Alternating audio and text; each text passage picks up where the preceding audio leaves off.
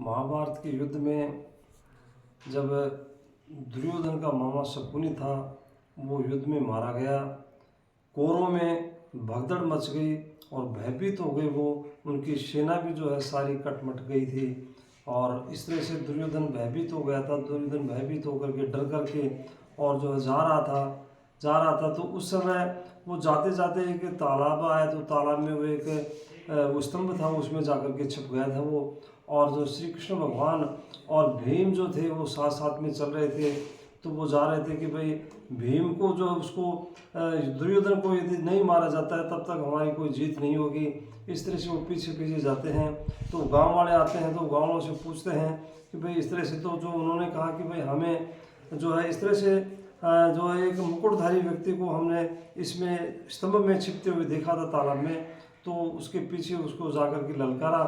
दुर्योधन को ललकारा, भीम ने ललकार करके और जो है उसको अपशब्द भी कहे बाहर निकाला और वो बाहर निकाल करके गदा युद्ध शुरू करने के लिए उसको तैयार किया। अब उधर से बलराम जी आ जाते हैं, बलराम आता है तो बलराम ने उसको दुर्योधन को एक गदा युद्ध सिखाया था, गदा सिखाई थी उसने, तो उसके गुरु थे। तो उसने दुर्योधन ने कहा कि मैं तो मेरे गुरु जी के सामने जो है समक्ष इनके सामने धर्म युद्ध करूँगा। तो उस समय धर्म युद्ध था कि शरीर से जो उस कमर से ऊपर के जो है हिस्से पर नीचे का जो हिस्सा होता था उस पर कोई किसी प्रकार का गदा उसमें नहीं मारी जाती थी। तो उसमें कहा, तो उसमें जब युद्ध हो रहा था, उनका आपस में युद्ध होते होते जो है उसका भीम का और दुर्योधन का युद्ध हो रहा था, तो गदा जो थी तो उसमें जो वो गदा का कोई असर नहीं हो रहा था दुर्योधन के ऊपर। तो जब